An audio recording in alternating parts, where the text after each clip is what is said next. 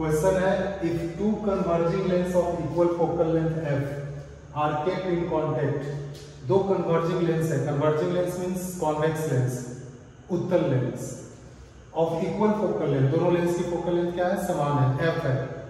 are kept in contact यानी कि ये दोनों लेंस जो एक दूसरे के साथ कांटेक्ट में रखा हुआ है,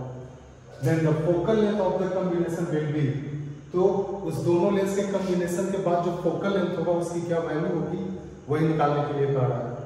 चार ऑप्शन दिया हुआ है, तो इससे लॉन्ग क्वेश्चन में पूछता है, तो ऑब्जेक्टिव में पूछा है 2025 में,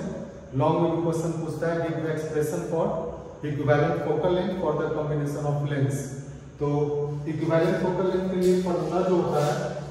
वो f is equal to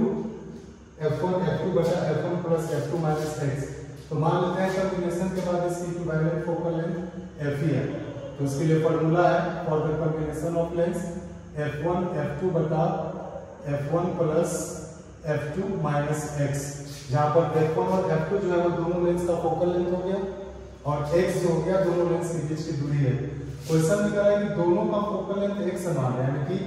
f1 f2 दोनों बराबर है, तो इसको हम f लेट कर लेते हैं और क्वेश्चन में दिया हुआ भी है कि दोनों का फोकल लेंथ कितना है, f है,